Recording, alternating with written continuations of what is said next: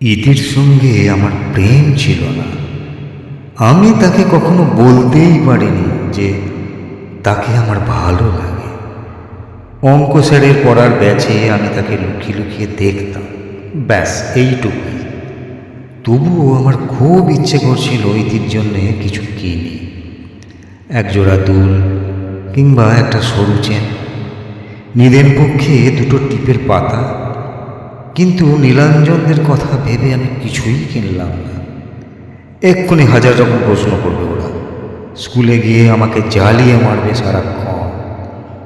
তাছাড়া আর একটা ভয়ও আমার ছিল, যদি কিছু একটা কিনেও ফেলি, ইতিকে সকলের চোখ এড়িয়ে দেব কেমন করে?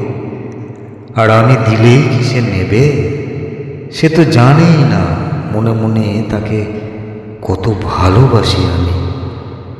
আমি দোকান পেরিয়ে গিয়েছিলাম ধীর পায়ে হাঁটতে হাঁটতে। নীলাঞ্জন আমার সঙ্গে মজা করার জন্যই বলল, কি রে, তুই মেলা থেকে কিছু কিনবি না? তখন এই চিন্তাটা মাথায় এসেছিল আমার। আমি আর এক মুহূর্ত দেরি করিনি। মেলায় ঢোকার মুখেই বাঁ হাতে কয়েকটা গাছের চারার দোকান, ফুলের চারা, ফলের চারা, ঘর সাজানো নানা রকম বাহারি গাছ, কি নেই সেখানে। তারই মধ্যে একটা দোকান কাঞ্চন কাকু। কাঞ্চন কাকু আমাকে চেনে, ওর ভাইপো রাজেন আমার সঙ্গে একই ক্লাসে পড়ত। বছর 2 ফেল করে এখন স্কুল ছেড়ে হাতের কাজ শিখছে। রাজুর সঙ্গে বারদিক ওদের বাড়িতে গেছি, কাঞ্চন কাকু তখন আমায় দেখেছে। আমি দোকানের সামনে গিয়ে দাঁড়াতে কাঞ্চন কাকু আমায় চিনতে পারল, হেসে বলল, কি খবর ভাইপো, মেলা দেখতে এসেছো? উপর নিচে মাথা নেড়েই আমি তড়িঘড়ি বললাম, কাকু আমাকে একটা ভালো দেখে লিচু গাছের চারা দেবে? বাড়ির জন্য? কাকু আমার দিকে চেয়ে জিজ্ঞেস করলেন। হ্যাঁ, আমি বললাম, এমন একটা চারা দাও যাতে খুব তাড়াতাড়ি ফল ধরে। একদিন স্যারের ব্যাচে কথায় কথায় ইতি বলেছিল তার সবচেয়ে প্রিয় ফল লিচু। আমের থেকেও লিচু সে বেশি পছন্দ করে। কাঞ্চন কাকু বলল, ভাইপো একটা কলমের গাছ দিচ্ছে, দামটা একটু বেশি কিন্তু জাতটা দাও, নিয়ে গিয়ে বাগানে পুঁতে দাও, বছর 2 মধ্যেই বোল এসে যাবে। আমি আমাদের বাড়ির ঠিক পিছনে বাগানে পুঁতে দিয়েছিলাম গাছটাকে। লিচু ইতির প্রিয় ফল, ইতির জন্যেই শুধু এই গাছটা কিনেছি আমি।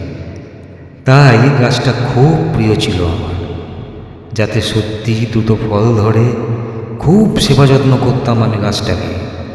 2 বছর পরেও যদি গাছে ফল ধরে, আমরা তখন ক্লাস 12, ইতিকে আমার গাছের লিচু খাওয়াতে পারবো অঙ্ক স্যারের ব্যাচে নিয়ে গিয়ে।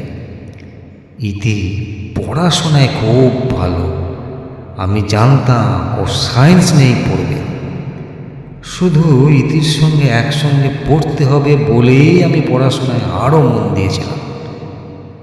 যেদিন স্যারের বাড়িতে ক্লাস 10 শেষ পড়ার দিন, ইতিকে ফিস করে বলেছিলাম, তোর জন্য একটা খুব ভালো উপহার জমিয়ে রেখেছি, জানিস তো? আমার জন্য? হ্যাঁ, শুধুই তোর জন্য। আমার গলা কাঁপছিল, হাতের তালু ঘামছিল।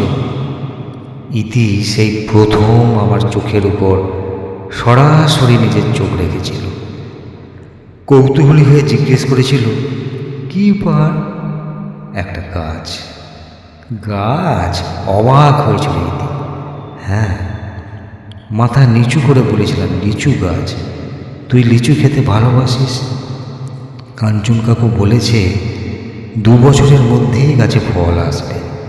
ওই গাছের প্রথম ফল শুধু তোর, আর কাউকে খেতে দেব না আমি।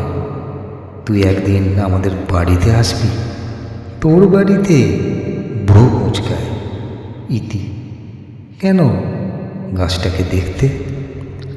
আমার কথা শুনে ইতি খিলখিল করে হেসে উঠেছিল। তারপর কোনো উত্তর না দিয়ে হাঁটা লাগিয়েছিল নিজের বাড়ির দিকে। আমি বোকার মতো রাস্তায় একলা দাঁড়িয়ে রইলাম আরও কিছুক্ষণ। কিছুতেই বুঝতে পারলাম না কি এমন হাসির কথা বলে ফেলেছি।